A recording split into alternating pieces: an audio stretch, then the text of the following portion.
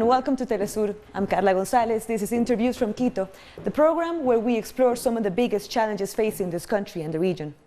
In today's program, we look at the controversial decision by the current government of Ecuador to leave the Union of South American Nations, known as Unasur. We look at the media campaign against the institution to the point of seeking to destroy years of work by several countries. For that, we have today Ecuador's former Foreign Minister, Isabel Salvador, who was part of the creation of Unasur. But first, let's take a look at this video. Ecuador's president, Lenin Moreno, has announced the country will withdraw from the Union of South American Nations in a message broadcast on national television and radio. He said one of the main reasons was the fact that over the past year, half of the member states neither contributed nor participated in the activities of Unasur. Ecuador put in more than it could afford at the time. With money and people, it spent $40 million on the headquarters. Instead of spending that money to pensioners, children, or on education, it was given a building that reeks of waste. The proposal for Unasur was first put forward in 2004 at the regional summit in Peru. In 2008, it was officially set up with plans for permanent headquarters in Quito and a parliament in Cochabamba, Bolivia. It aimed to create a single trading bloc for the region. They are dividing countries and going back to how we were before. Globalization has created blocks of countries and we are separating them. I don't know anywhere else where regional blocks have been formed and then dismantled like they are doing. It's a historical irresponsibility because now, in our relationship with the US and other countries, we will all have to fight on our own, and that is very damaging. But Ecuador will not leave immediately.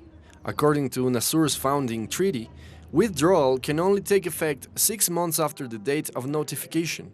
Ecuador's constitution also states that leaving international treaties must be approved by the National Assembly. It leaves Ecuador in a very bad position. At the beginning of this year, the Ecuadorian foreign minister said, "We do not want the disintegration of Unasur." But now, they are not only suspending their participation because it's not working or there is no Secretary General, they are renouncing the very basis of Unasur and leaving definitely. So maybe the foreign minister didn't know what he was talking about. But this is the opposite of what they were saying. A large bronze statue stands at the entrance of Unasur's headquarters in Quito, in memory of the former Argentinian president and first Secretary General of Unasur, Néstor Kirchner. Moreno said the statue would be removed very soon. So thank you, Isabel, for being with us. First, let's look at Unasur. How was it created and what was it created for? I think that it's very important to talk about how Unasur started and what the process was until it is what it became in 2008. It reached the signature of the charter signature. People talk easily, perhaps because they ignore or Unasur started working in 2008 when the charter was signed, and even some people think that it started working when Ecuador delivered this wonderful physical space in 2007 with where the headquarters would start. Some people think it started in 2015 or perhaps in 2008 when they signed the charter. But the South American integration process is older, much older. The integration process started in 1992 when Fernando Henrique Cardoso, the Brazilian president, proposed and invited his South American colleagues to a meeting where they started talking about the possibility of seeking for an integration among South American countries. As of that year, there is almost an annual meeting of the South American Summit to continue discussions, and at a given point they started talking about the initiative, the South American Integration Initiative, perhaps IRSA, somebody can recall. Later, ISA became the Community of South American Nations, and this process started in 1992, 2000, 2002, 3, 4, 5, where South American summits took place. And they were called summits because they received all South American presidents, 12 countries. This process turned concrete in the so-called South American Union in the summit of 2007 in Margarita Island, which was called in order to talk about energy cooperation mechanisms. But in that meeting, they decided the need to advance to establish a true union of South American nations. It is there where the decision of creating the organization took place. But as I said before, it didn't start there. But that was based on the former organization. And I talk about this because clearly lets us know that the proposal of Unasur does not belong to Chavez or the socialism of the 21st century, but the group of countries. Because since 1992 until the charter was signed in 2008, many presidents ruled in all South American countries, and all were parts of the process with different ideological trends and ways of thinking. But each and every one president of that time agreed on the need of Unasur. I think it's also important to say that Unasur is not a space for integration. It's much more than that.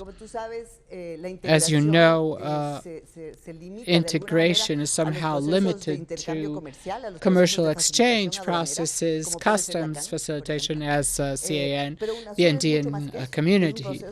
But it is more. It is a true process for union because it addresses other areas of interest for the countries. In 2008, the countries were invited to a special summit, and it is in Brasilia where they signed the Constitution Charter, like the constitution of a state. This was the constitution of Unasur, South American Nations Union. So that was the process.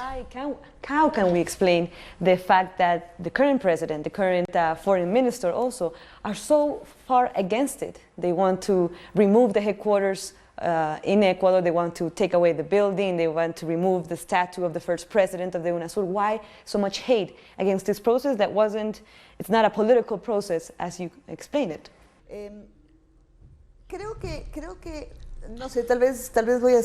Perhaps this is not a judgment, but it is my personal conclusion. Why can President Moreno wish to leave Unasur?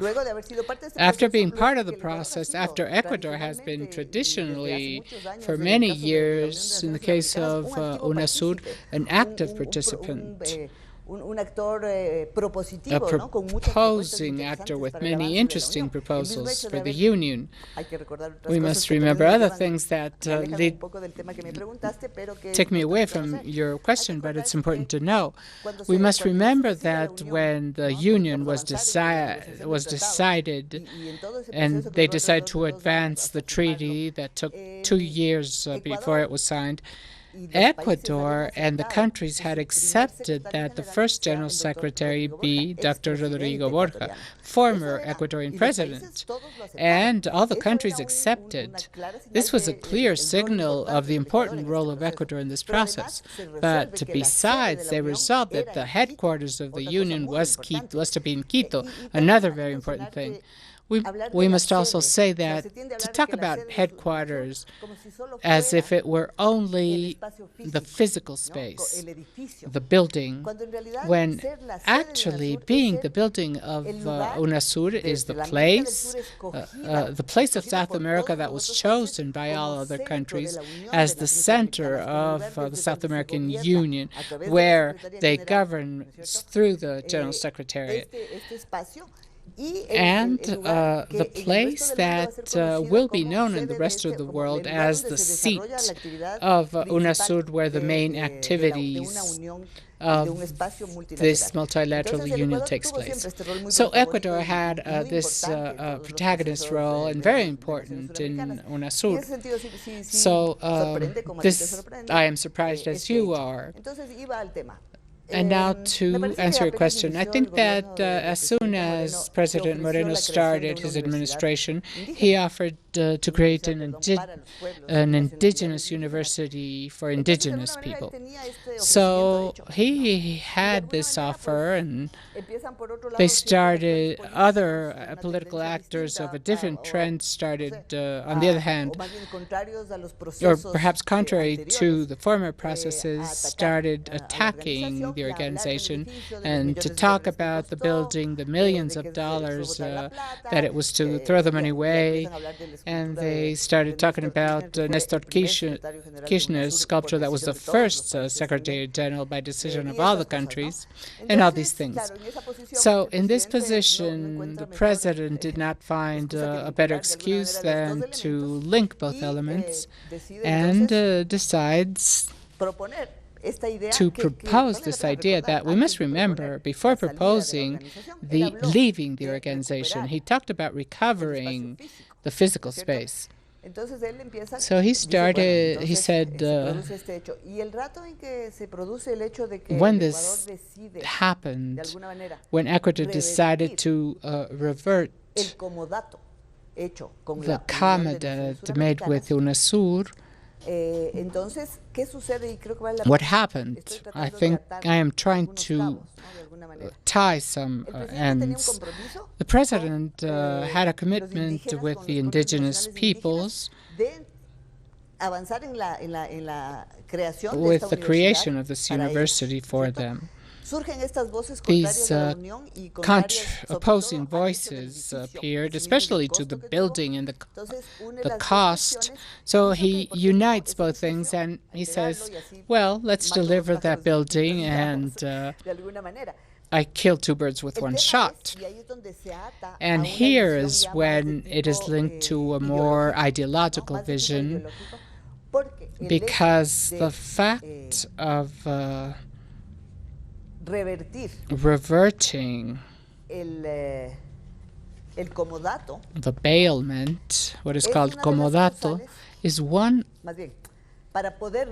In order to revert the bailment, for Ecuador to recover that building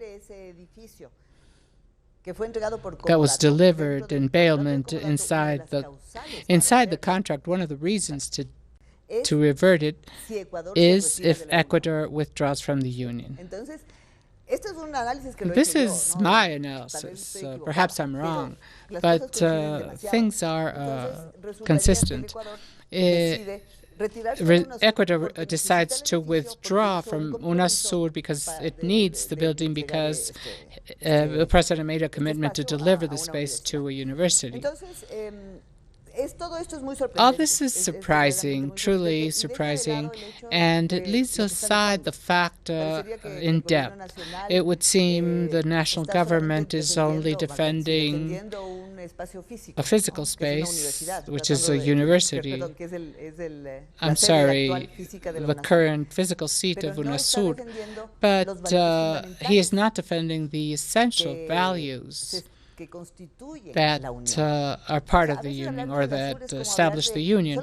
Talking of Unasur, it seems only like you talk about the organization, but it's a very powerful space for all the national South American region, because in these years it has allowed us to be in the world acknowledged as the only multilateral space of South American states, because it's a valid spokesman in other multilateral spaces. And I say this because in OS, where I also served Ecuador as its representative, when they talked about South American region, they talked about Unasur. We must also remember ECLAC, ALBA TCP, other spaces that are valid, other spaces of that seek unity are valid, but those other spaces were not the valid spokes organization. It was Unasur, and the same happens with the rest of the world. It's not the same trying a dialogue with an international organization individually, with each country, or for example, CAN or Mercosur trying to negotiate with the European Union, than to be represented by the union of 12 countries, very powerful countries with many resources of all kinds. So they forget about the value of Unasur, and they forget, by leaving the organization, they forget the philosophical principles that created this need. It wasn't the powerful Venezuela, the powerful Ecuador, Bolivia, all the main countries that were promoting socialism or leftist views. It was Pastrana in Colombia, it was right-wing countries and right-wing governments in those countries that were supporting it. Yes, that is true, and I thank you for this question, because in my first words here, I was saying that this process was not proposed in all its process, because what we have, or what we have had in the last years, results from long conversations, long negotiations, discussions to reach consensus. And these consensus have been obtained throughout 12 years. Well, not 12 years, since 1992. Let's say 2000 to round up. So from 2000 to 2008, for 8 years, they dialogued, they discussed, they disagreed, but they reached consensus finally. And during these 8 years, and I include 1992 because that's a real origin, 1992, 2000, 2004, every year presidents were meeting. And in 1992, the presidents are not the same that were in 2000 or 2004, and not necessarily. Por lo tanto, en todo ese periodo de tiempo pasaron muchos presidentes o varios presidentes en cada uno de los países. So many presidents were in office during those years, and they all agreed in this process. And there's a very important topic. The heads of state and government are the state representatives, and the states are composed by the citizens. So what happened here, all South Americans supported this process. The proposal, it's not the proposal of a trend defended by a trend. It's not the socialism of the 21st century that necessarily proposed this process. It was all the countries with ideological diversity throughout many years.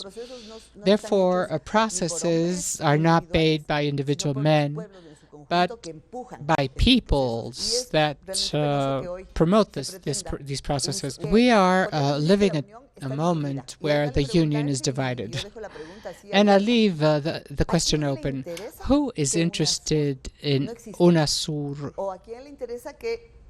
being eliminated, or who is interested in the Unasur countries not being united? I leave this question for everybody to answer, but it's important to answer knowing the past and the processes.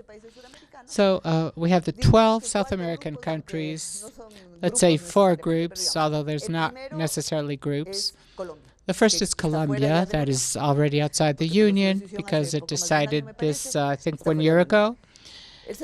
The second group is the group of countries that are not outside, but that have decided to exclude themselves from the meetings. They are not present or active. Perhaps they're not even paying their quotas, which is important also. That would be the second group. And then Ecuador, that has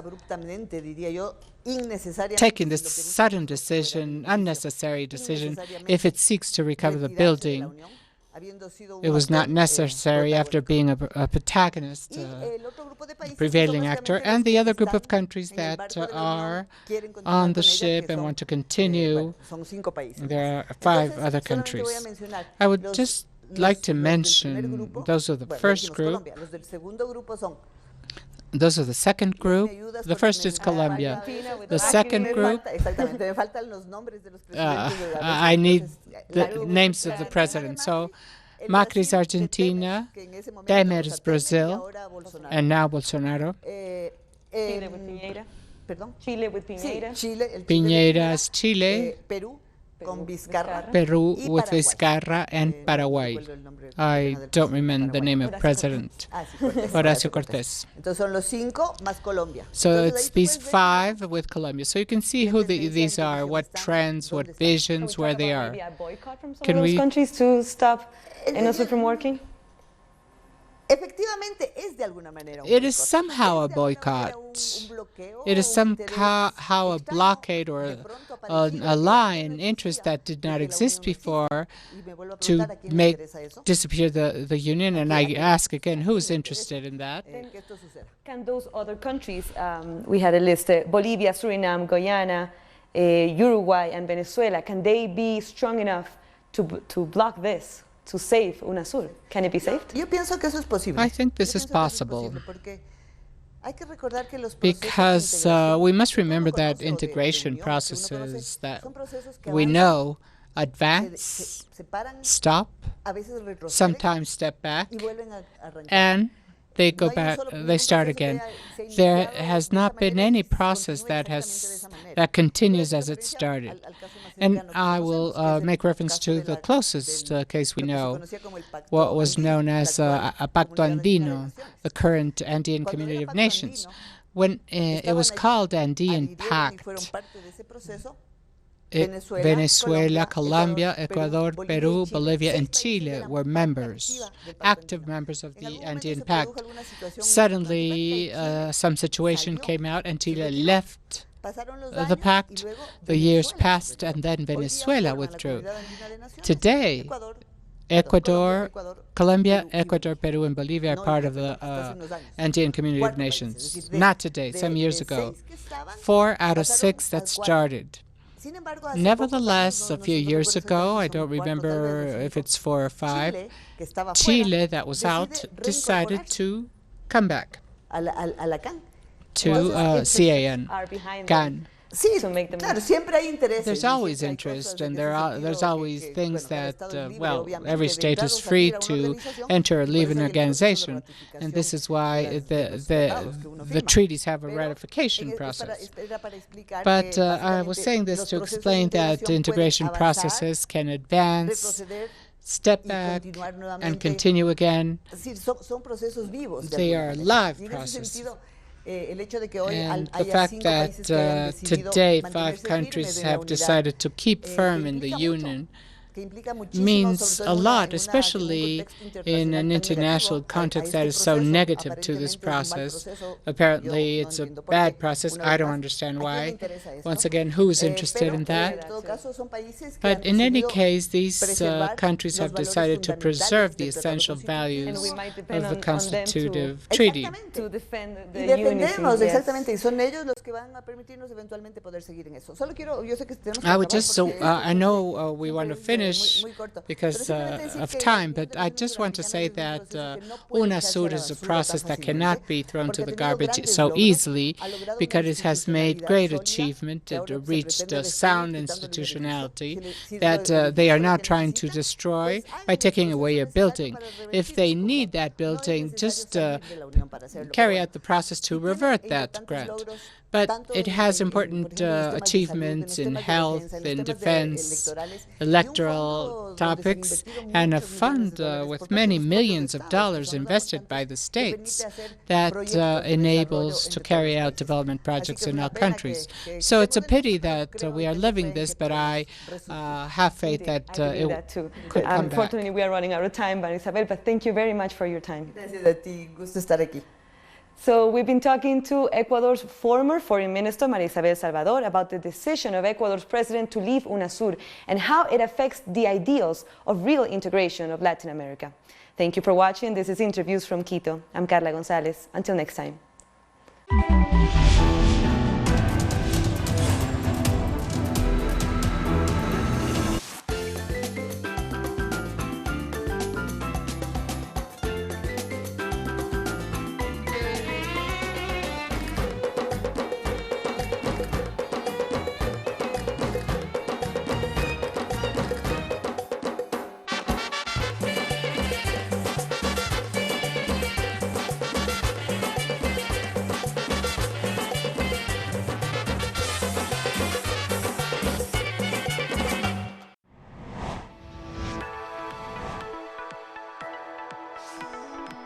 Discover the cultural diversity that defines a continent.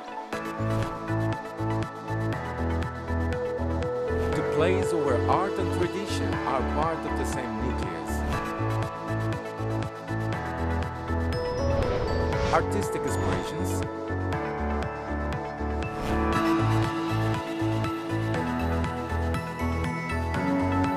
values,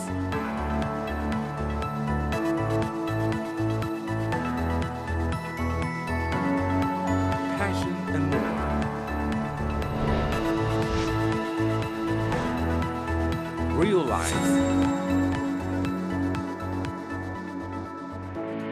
Fridays, only on Unasur. The life is full of moments. Moments of fight. Moments of hope. Moments that transcend. Moments that you can live in. Unasur documentaries.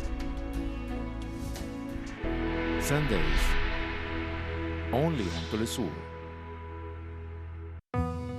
为了保持身体健康，我冥想。